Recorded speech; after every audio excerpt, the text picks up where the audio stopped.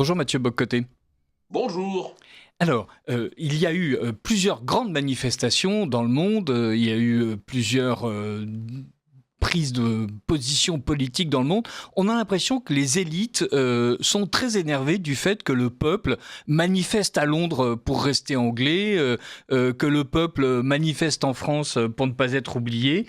Et il y a comme ça des réponses élitistes aux colères ou aux inquiétudes populaires qui vont toujours dans le même sens. Le peuple a tort.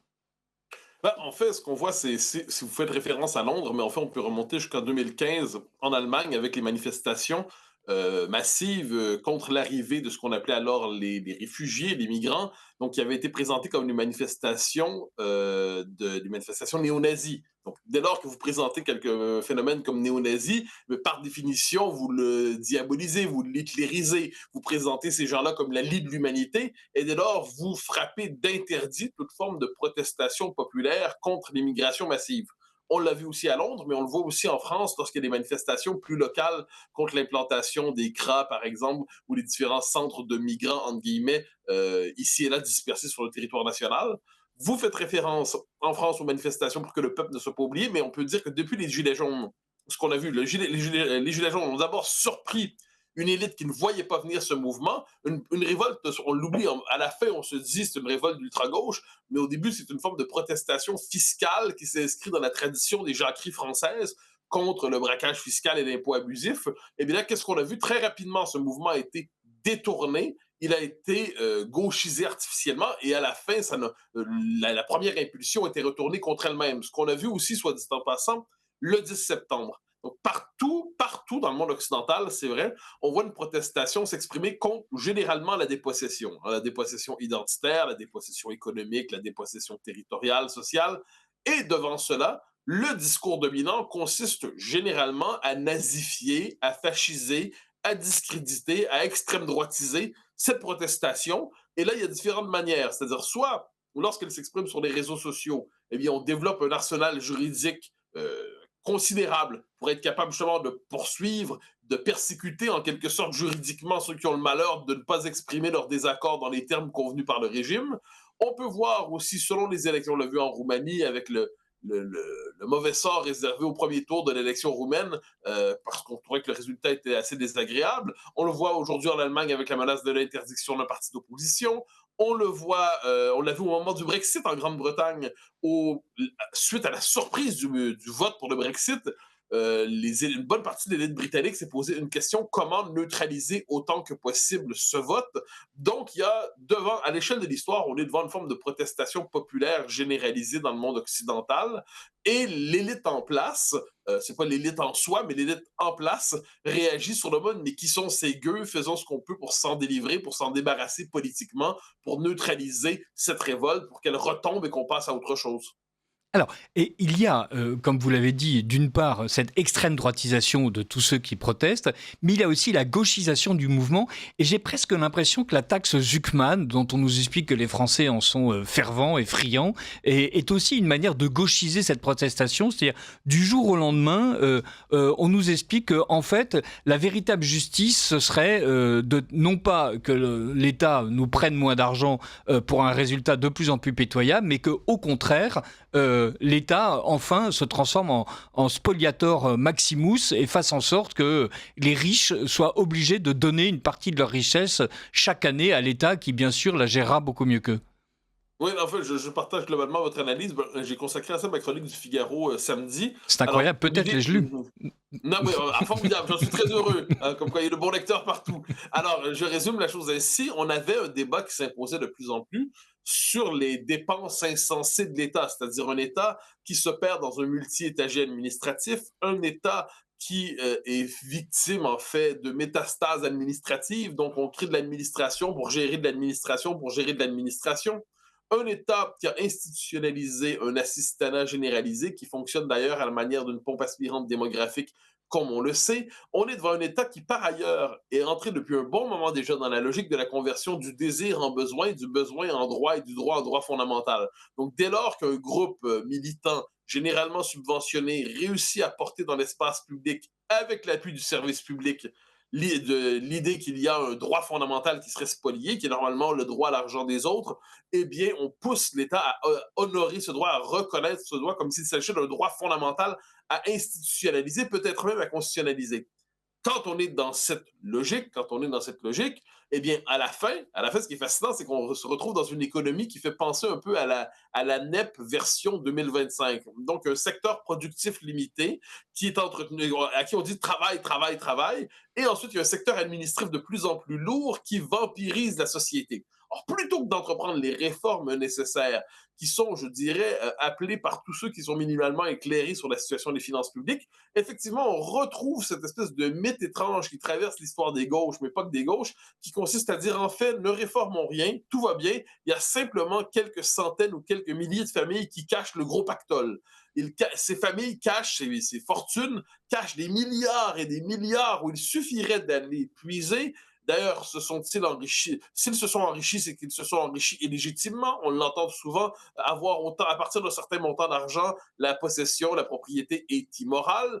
Et il suffit d'aller chercher le pactole pour être capable de renflouer les dépenses publiques et de ne rien avoir à réformer dans notre État-providence. Moi, l'État-providence, je dis, on commence à comprendre après un siècle que l'État-providence, c'est moins du capitalisme amélioré que du socialisme dissimulé. Donc, qu'est-ce qu'on voit à travers cela? Il y a ce vieux mythe qu'il suffirait d'aller faire les poches des gens. Mais c'est à ce moment, par ailleurs, que ça a une fonction ici de détournement. C'est que le commun des mortels se dit, alors son premier réflexe, c'est de se dire, ouais, franchement, l'écart entre le brut et le net, on me dévalise chaque mois, c'est le braquage fiscal, je me fais détrousser. Mais on lui dit, non, non, non, non, non, c'est pas grave, ça, le véritable enjeu, c'est que voit la véritable injustice, c'est qu'eux en haut, là, les quelques centaines ou les quelques milliers de familles au sommet, eux ne paient pas assez. Donc, dès lors, ça soulage le sentiment d'injustice du commun des mortels à qui on dit circuler, il n'y a rien à voir, vous ne payez pas trop d'impôts, vous ne payez pas trop de charges, vous ne payez pas trop de taxes, mais au sommet de la société, là, vous avez véritablement les vrais méchants. Puis, ajouter une chose à ça, on l'a vu avec le mouvement du 10 septembre, à l'origine, il s'agissait d'un mouvement quasiment, je le dis avec des guillemets, néo-poujadiste, une forme de révolte fiscale qui cherchait un véhicule, qui cherchait un symbole pour s'exprimer dans l'espace public.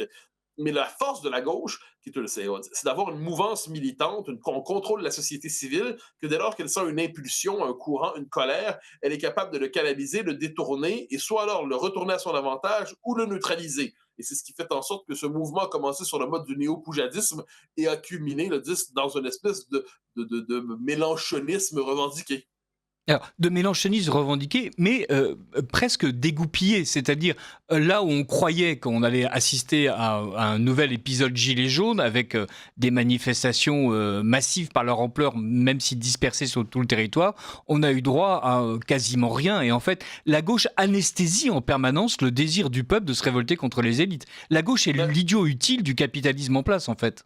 Ben, elle anesthésie, c'est-à-dire dans la mesure où elle n'est pas capable d'instrumentaliser à son avantage, elle parvient à anesthésier. Donc, autrement, et on pourrait dire ça plus largement, même dans son interprétation qui est proposée du populisme. Alors, les mouvements populistes en Occident qui prennent différentes formes selon les pays, c'est normal, il y a une diversité de traditions politiques. L'explication souvent dominante en sciences politiques, c'est pas la seule, hein, mais c'est une explication qui est très présente. Ça consiste à dire que derrière ces mouvements qu'on dit de droite populiste, se cacherait en fait, à l'origine, certes, il y a racisme, xénophobie, sexisme, transphobie et ainsi de suite, mais il y aurait aussi une déception par rapport à une gauche qui ne serait pas aussi révolutionnaire que prévu. Donc, puisque la charge révolutionnaire dans nos sociétés ne serait pas portée par la gauche radicale, elle serait détournée et récupérée par la droite dite populiste. Donc, on est devant cette espèce de mouvement permanent de détournement des symboles, détournement des colères. Une fois que c'est dit, une société n'est pas qu'une simple construction de discours et de mouvements militants. Je veux dire, il y arrive des moments où il y a des vrais mouvements populaires qui parviennent à se mettre en forme sans être organisés par un système militant. Donc, on l'a vu en Grande-Bretagne. Quoi qu'on pense de cette manifestation, il s'agissait d'une manifestation authentiquement populaire. Alors qu'inversement, le 10 en France, il y a 2 semaines finalement à peu près, qu'est-ce que c'était? C'était tout l'appareil militant qui aurait normalement dû accoucher d'un peuple mobilisé, d'un peuple en lutte, d'un peuple dans la rue, mais il n'y avait que l'appareil militant et ses troupes facilement mobilisables qui étaient dans la rue. Et on l'a presque même vu la semaine d'après, le 18. Donc il y a des limites ensuite à ce qu'une un régime, une mouvance militante, une société civile organisée, puisse se substituer au peuple réel s'il n'a pas envie de descendre dans la rue pour exprimer sa colère. Vous noterez aussi le grand contraste entre les manifestations britanniques, parce que bon, la dernière était impressionnante, mais ce n'est pas la première fois qu'il y a des manifestations populaires contre l'immigration massive. Le contraste presque des personnalités, des sociologies dans la rue. D'un côté, vous avez le militantisme type avec les slogans bien organisés qu'on s'est répétés au même moment, avec la violence organisée des Black Blocs ou des groupes d'ultra-gauche qui se joignent au tout pour être capables de jouer leur propre partition. Et de l'autre côté, vous avez une population qui s'exprime de manière beaucoup plus, on pourrait dire, approximative, avec la part de maladresse qui vient avec ça, de manière quelque peu bancale quelquefois. Il n'en demeure pas moins que c'est une véritable colère populaire, mais qu'on peut facilement ensuite caricaturer. Rappelez-vous, j'y reviens, les résultats du Brexit. Là, moi, je me souviens, je regardais en direct à la BBC le résultat. Et là, avant même d'entendre les premiers mots, je me suis dit, ah ouais, le Brexit vient de gagner, le livre vient de gagner. Pourquoi? Je voyais la gueule effondrée des présentateurs de la BBC, qui manifestement n'avaient pas une bonne soirée. Ensuite, dans les jours qui sont mis en place, c'est comment discréditer ce vote. Donc là, on nous expliquait que les électeurs londoniens, sophistiqués, raffinés, bien évidemment, avaient voté pour le maintien dans l'Europe. Mais le commun des mortels, les cutéreux, les édentés, malodorants, qui sentent mauvais même à l'écran, ces gens-là avaient mal voté. Et là, on se demandait qu'est-ce qu'on peut faire. Je me souviens très bien d'une déclaration à ce moment-là entre le maire de Londres et la maire de Paris qui disent est-ce que nos métropoles doivent être engagées à ce point-là par l'arrière-pays un peu retardé. Ils le disaient avec plus de forme, mais c'est quand même ce qu'ils disaient. Donc, une fois que le résultat est désagréable, on se demande comment ne pas être retenu par le résultat référendaire.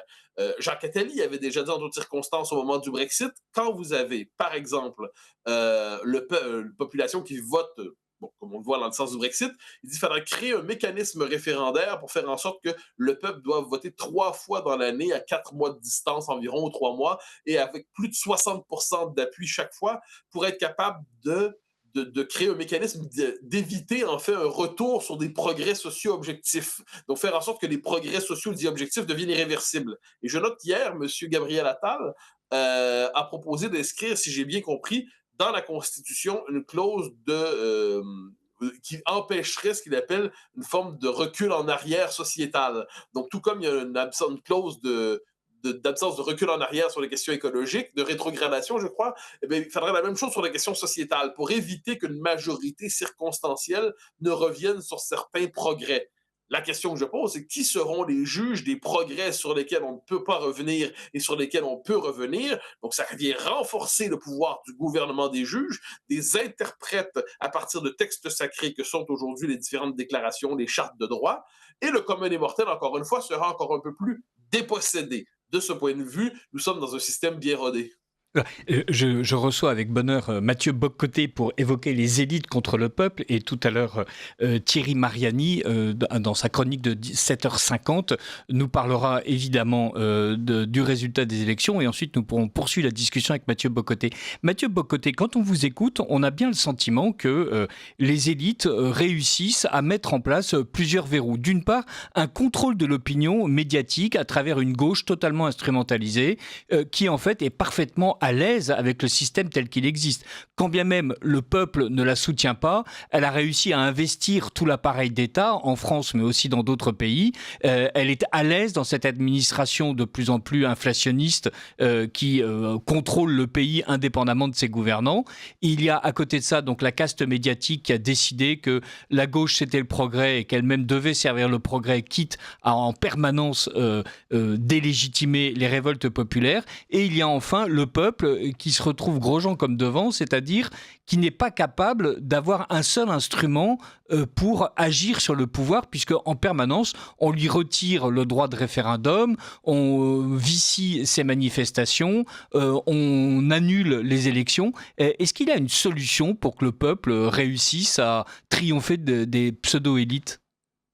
Je noterais, soit dit en passant, avant d'explorer la solution, juste vous dire que ce n'est pas si nouveau. Hein. Lénine, il faut toujours presque revenir en ces matières à ce personnage. Lénine, dans sa théorie du parti, dit, qu'est-ce qu'il dit à l'époque? Il dit le parti est nécessaire, pourquoi? Parce que la classe ouvrière, par elle-même, ne peut accéder qu'à la conscience très unioniste, disait-il. On pourrait dire aujourd'hui social-démocrate ou syndicale. Donc, pour permettre au peuple d'atteindre son plein potentiel révolutionnaire, il faut se détourner du peuple réel pour confier sa direction aux intellectuels rassemblés au sein du parti, aux intellectuels mais militants, qui, eux, permettent à la conscience révolutionnaire de pleinement éclore, d'advenir à elle-même. Donc, les véritables représentants du peuple ne sont pas le peuple qui, par lui-même, est prisonnier de préjugés, prisonnier d'une prudence, prisonnier d'une forme de paralysie mentale qui l'empêche d'aller jusqu'au bout du mouvement révolutionnaire. Donc, on a souvent dit ces dernières années, vous le noterez, on en parlait avec Terra Nova, on dit, ah, la gauche a sacrifié le peuple pour se tourner vers les minorités.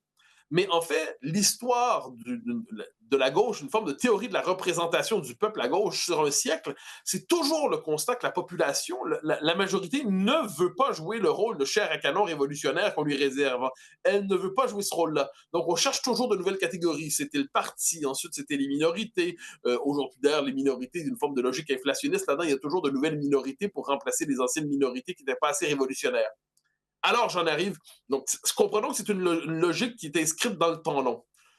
Pour en sortir, vous savez, moi, je ne prétends pas être un stratège politique ou de quoi que ce soit. Je constate simplement que dans nos sociétés, on arrive dans un moment de tension assez fort, où d'un côté, des élites qui prétendent défendre la démocratie, l'état de droit, la justice, et probablement le croient-elles, hein, je prends la peine de le dire, probablement que dans leur esprit, elles défendent véritablement et sincèrement le meilleur système contre une population qui est fascisée, qui est extrême droitisée, qui serait soumise aux pires passions. Donc, il y a d'un côté cette élite-là, mais de l'autre côté, c'est une élite dont on comprend de plus en plus que son idéologie compte peut-être moins par ailleurs qu'une sociologie.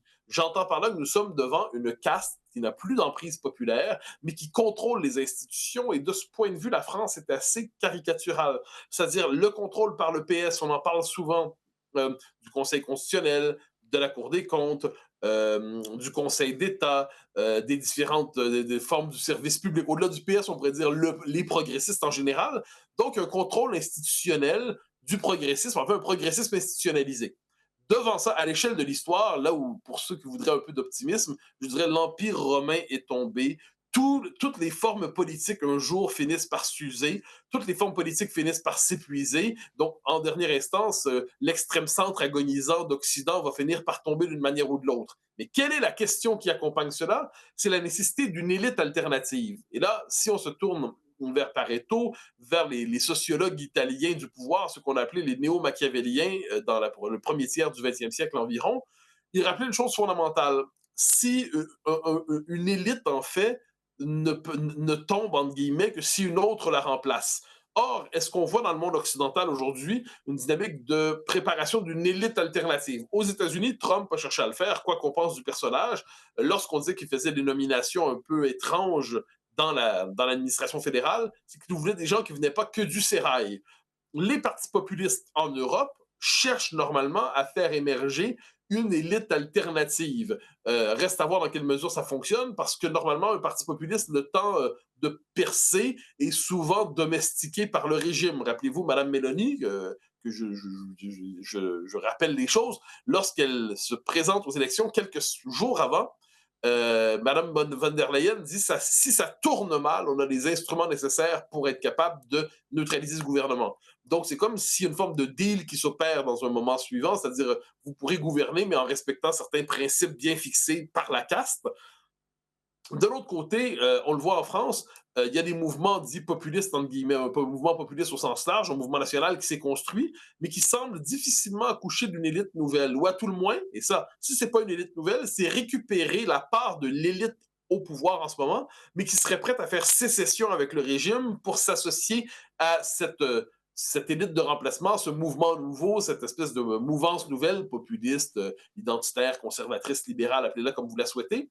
Et c'est un peu le drame de la France, je trouve. Quand on regarde, par exemple, aujourd'hui, un mouvement comme LR, quoi qu'on en pense, LR est pris devant deux possibilités. Soit LR devient le surmoi conservateur de l'extrême centre agonisant, le surmoi conservateur de la Macronie, soit LR devient l'aile gouvernementale d'un bloc national ou du camp national en émergence. Parce que le LR, quoi qu'on en pense, a l'expérience du pouvoir, a la compétence administrative nécessaire pour gouverner un pays. Bon, LR croit qu'il y a une troisième option, c'est de revenir et gouverner seul. Bon, ça, c'est peut-être ça fonctionnera, mais on peut en douter. Donc, quoi qu'il en soit, le problème en France, peut-être, c'est la difficulté de trouver une élite de remplacement à l'élite en place. Je ne dis pas qu'il n'y a pas des individus un par un qui passent d'un camp à l'autre et qui viennent renforcer le camp national, entre guillemets. Je dis que le mouvement de sécession d'une partie de l'élite qui viendrait s'adjoindre ou la capacité du camp national de générer sa propre élite de remplacement, on la voit moins. Alors qu'à gauche, vous le noterez, je pense à LFI, avec l'Institut de la Boétie, mais pas seulement, la gauche contrôle déjà une bonne partie du système institutionnel français, vous l'avez dit. Donc la gauche est capable non seulement de profiter des bonnes parties des élites du régime, mais elle forme aussi ses propres élites militantes, et ce n'est pas un détail ensuite dans sa manière de mener la guerre culturelle et la bataille politique. Alors, la gauche l'effort, mais aussi parce que il y a, si j'ose dire, un progressisme installé dans ces Bien élites sûr. qui préfèrent favoriser elle-même son propre renouvellement. Effectivement, Pareto parle de la manière dont régulièrement on va puiser dans le peuple de quoi remplacer les élites, et une fois les élites usées, et donc toute la nécessité en fait pour une élite est d'aller chercher avec les young leaders aidés par les Américains ceux qui seront capables d'être aussi atlantistes que leurs aînés, et d'une manière générale, voilà, de multiplier les bourses. Mais c'est parce que l'État en place a fait en sorte d'être totalement progressiste. Même les journalistes nous expliquaient on nous accuse d'être vendus à la gauche, mais c'est pas vrai du tout. On n'est pas du tout vendu à la gauche, on est progressiste, et donc il n'y a aucune collusion entre le PS et nous. C'est juste que nous avons les mêmes idées qui sont des idées admirables. Alors que la droite a en face d'elle justement cet appareil d'État monolithique, qui plus est renforcé au niveau européen. C'est-à-dire que la droite française ne se bat pas que contre les élites, les pseudo-élites françaises, elle se bat contre un système qui est appuyé par les États-Unis, appuyé par l'Union européenne. D'ailleurs, ça devient compliqué. Ah oui, non, mais vous avez raison. C'est un régime au sens large. Non, moi, je parle souvent de l'Empire européen. Je pense que la formule n'est pas abusive. Donc, on est à l'échelle de l'histoire devant un régime. Alors, un régime, un système au sens large. La question est de savoir s'il s'agit d'un régime qui est à bout de souffle, agonisant, ou c'est un régime qui parvient à s'alimenter de toutes les crises pour se maintenir et se radicaliser. Mais vous avez raison, c'est une grande erreur. En fait, moi, quand j'entends des amis euh, à droite, comme on dit, dire oui, c'est la bataille culturelle et on doit, à leurs idées, on doit répondre par les nôtres. Je dis, oui, oui, je comprends. C'est vrai qu'il faut mener la bataille des idées, mais il faut comprendre que si les idées de la gauche sont dominantes, c'est pas parce qu'elles sont remarquablement exprimées avec une adresse, une finesse dialectique. C'est aussi parce qu'ils contrôlent l'université, contrôlent les médias, contrôlent l'administration, contrôlent le dispositif de répression des propos indésirables dans l'espace public qu'on appelle des propos haineux, qu'elle est capable justement de faire en sorte que différents groupes qui pourraient se porter se dit une personnalité X fait une telle déclaration, et bien le groupe Y décide de se dire je me sens offusqué par ça, je vais te traîner devant les tribunaux pour t'accuser de propos haineux. Donc c'est un régime, donc c'est pas idée contre idée en ce moment. La droite populaire, populiste, nationale, identitaire, ainsi de suite, elle est dans une position insurrectionnelle, entre guillemets, à l'échelle de l'histoire, et rarement les insurrections l'emportent. Je ne dis pas que ça n'arrive jamais. Je dis que la tendance lourde, c'est que le régime réussisse à mater les rebelles. Mais ça, je pense qu'ensuite, comme je dis, aucun système n'est immortel. Et on a vu aux États-Unis, quoi qu'on pense de Donald Trump, sa victoire peut être comprise en partie comme une insurrection réussie que le système n'avait pas vu venir. En ça, je me permets de le rappeler. En 2024, en 2016, c'est une espèce de surprise absolument immense. Les gens se disent qu'est-ce qui se passe, qui est cet énergumène? Et Trump est alors encadré par des républicains à l'ancienne qui ont pour fonction de l'empêcher d'aller trop loin dans sa politique. Là, en 2024, c'était préparé significativement. Il y avait un travail de fond sur ce que ça voudrait dire un Trumpisme gouvernemental. Mais qu'est-ce qu'on a vu à travers cela? C'est que le régime américain, l'élite américaine ne croyait pas à sa victoire. Donc, que disaient eux-mêmes les républicains, au-delà de Trump lui-même, qui lui ne doute évidemment pas de lui-même? Eh bien, ils disaient Washington s'est perdu, le système est irréformable, on ne le gagnera pas. Là où on peut se replier, c'est dans les États, hein, les States. Donc, par exemple, la Floride, par exemple, le Montana, par exemple, l'Arizona, puis on peut les noter. Donc, des États qui ont une démographie, une culture, une identité beaucoup plus conservatrice. Mais on considérait que certaines structures de pouvoir étaient inatteignables parce qu'elles étaient structurellement acquises au progressisme. Ce qu'on voit c'est que là, quelquefois, il y a des éléments de surprise, une victoire inattendue. Et c'est ce qu'on a vu aux États-Unis. Ensuite, reste à savoir ce qu'on en fait. Et ça, il ne faut jamais oublier que, quelles que soient nos préférences en la matière, l'histoire ne s'écrit jamais avec une douce musique d'ascenseur avec soi. Merci beaucoup Mathieu Bocoté. Restez avec nous. Thierry Mariani va nous faire sa chronique et on en profitera pour lui passer quelques questions. Et après, on pourra redébattre de cette problématique des élites contre le peuple. Ligne droite. Nous avons de la visite. Le face-à-face. Voilà, donc pour ouvrir ce face-à-face, votre parti a décidé au Parlement européen, votre groupe, pardon, de déposer une motion de censure. Oui, ça fait partie des traditions parlementaires.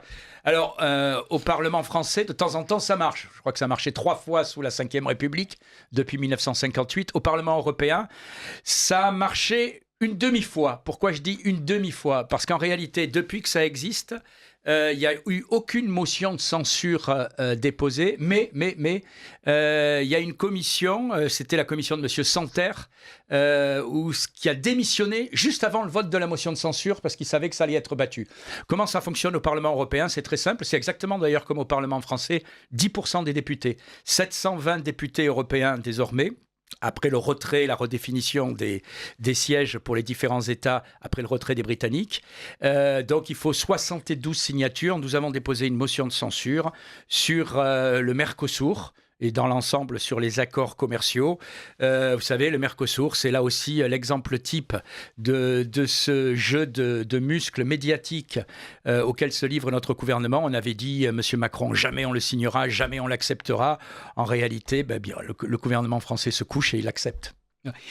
Mathieu Bocoté, dans cet exemple du Mercosur et donc cette motion de censure, est-ce que c'est pas typiquement le moment où le peuple essaye de lutter contre les élites, c'est-à-dire où les droites nationales s'essayent à expliquer à cet appareil supra-étatique que, en fait, non, le Mercosur, ça va directement ruiner des agriculteurs, ruiner des petits commerçants, encore empirer la situation sanitaire à travers l'alimentation des Français?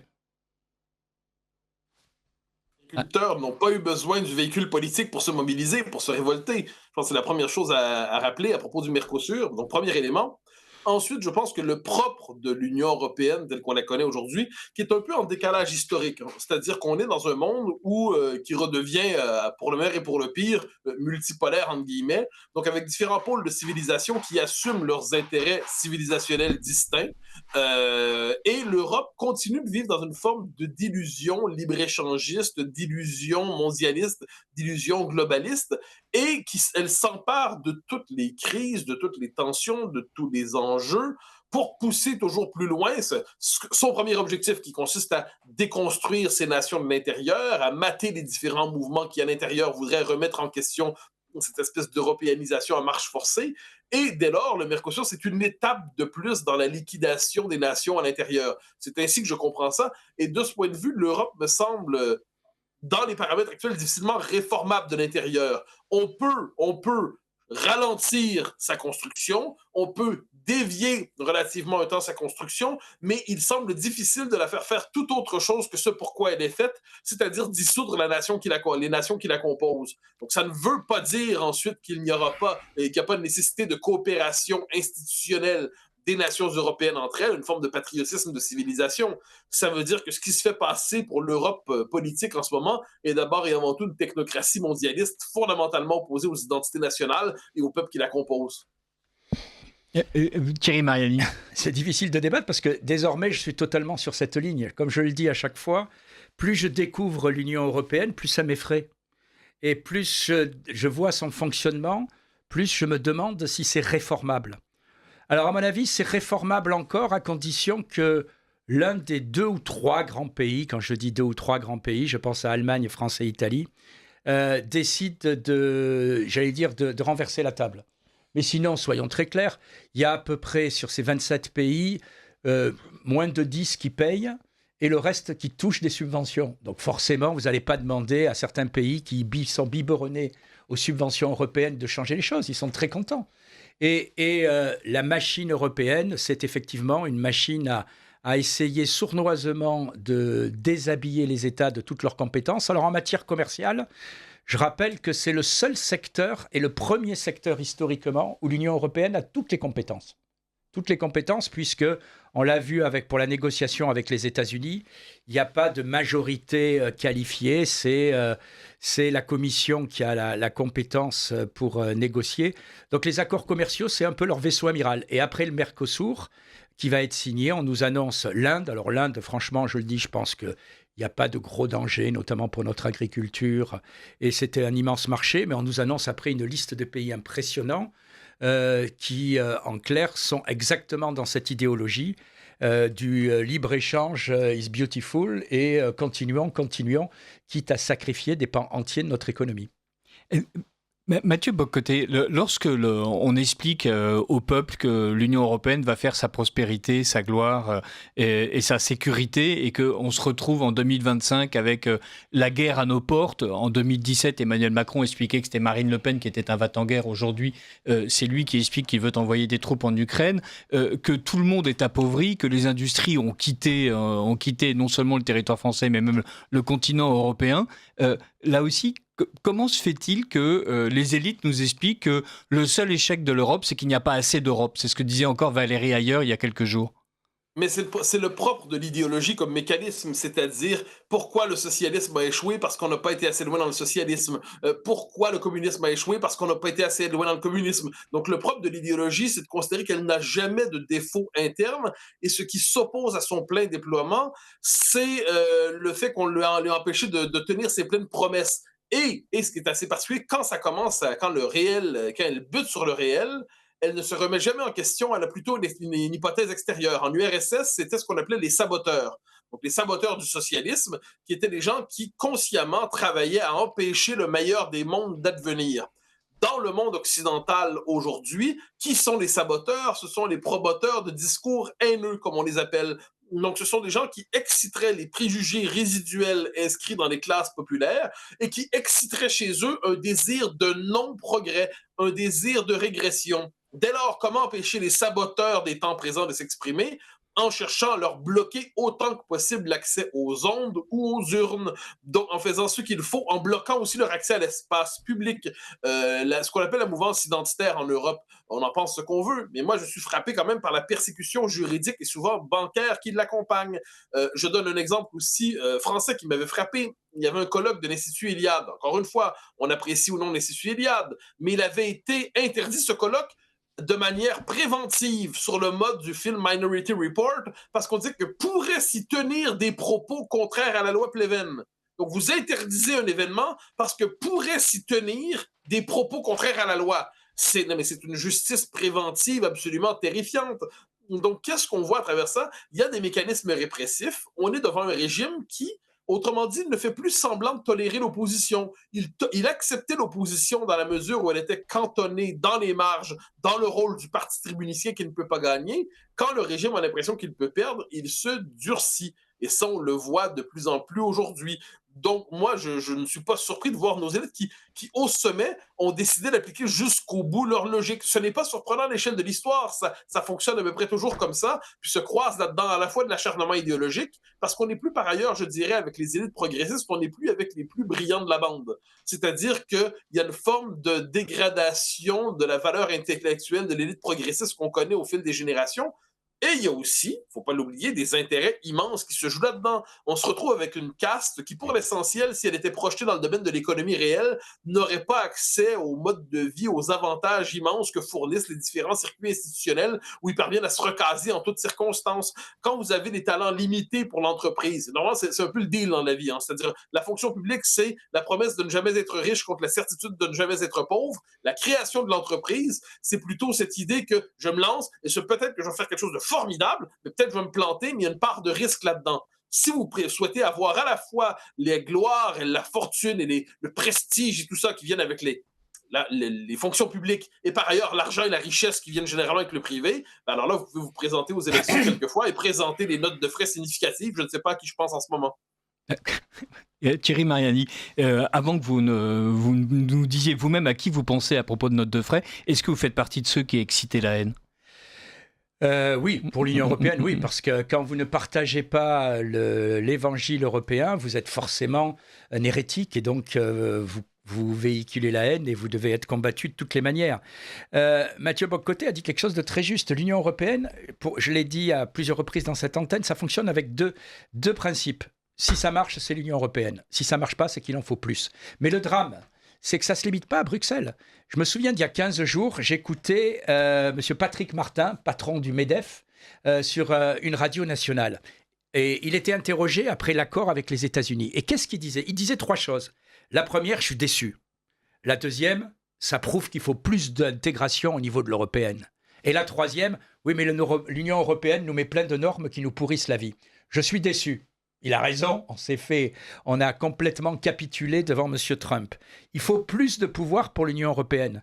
Mais, cher Patrick Martin, patron du MEDEF, vous savez très bien qu'en matière d'accords commerciaux, l'Union européenne a toutes les compétences. Toutes. C'est le seul domaine où elle n'a pas besoin d'avoir les accords des États, où la Commission, par les traités, a reçu le mandat de négocier. Seuls les accords internationaux. Donc on a le patron du MEDEF qui connaît, à mon avis, parfaitement le fonctionnement de l'Union européenne, qui dit « ça n'a pas marché parce qu'il n'y a pas assez de pouvoir à l'Union européenne ». Mais ils se foutent de notre gueule.